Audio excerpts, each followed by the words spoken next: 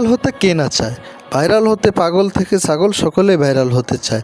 কেউ আকাম করে ভাইরাল হয়, কেউ ইচ্ছে করে ভাইরাল হয়, কেউ অনিচ্ছে করে ভাইরাল হয়।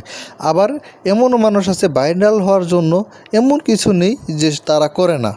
তবে এই ভাইরালের ভিতরে দুই প্রকার ভাইরাল আছে। এক প্রকার ভাইরাল, সে ভাইরাল হয়ে তার জীবনটা পাল্টে যায়। আরেক প্রকার ভাইরাল হলো, সে ভাইরাল হলে তার জীবনটাই ধ্বংস হয়ে যায়।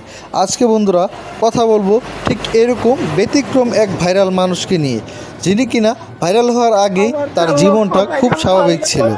আজকে ভাইরাল হওয়ার পরে তার ভিক্ষার পথে জীবনটা চলে গেছে, এমনকি তার কাঁদতে বাধ্য হওয়া লাগছে। এই লোকটিকে চিনতে পারছেন? হ্যাঁ, এই সেই লোক যে কিনা ওই কিরে বলে ভাইরাল হয়েছে তরমুজ বিক্রি করতে। জানতে চান সে কেন কাঁদছে? ভাইরাল হওয়ার আগে এই লোকটির জীবন বেশ স্বাভাবিক ছিল, কিন্তু প্রচুর প্রভাব বিস্তারের পর তার পক্ষে তার ব্যবসা চালিয়ে যাওয়া প্রায় অসম্ভব হয়ে পড়েছে। অনেক লোক তার স্টলে ভিড় করে, এমনকি তার কাছ থেকে কিনতেও যায় না। তারা কেবল তার সাথে একটি ছবি তুলতে চায়।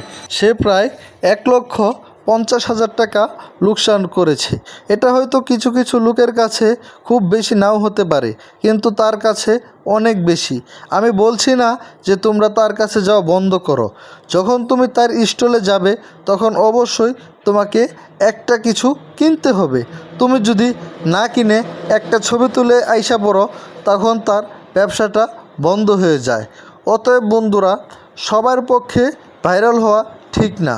কিছু কিছু মানুষের ক্ষেত্রে ভাইরাল হওয়া দুঃস্বপ্নের মতো। ভিডিওটি ভালো লাগলে অবশ্যই লাইক দিয়ে চ্যানেলটি সাবস্ক্রাইব করে আমাদের পাশে থাকবেন। আমি কিভাবে চলবো ভাই? আমার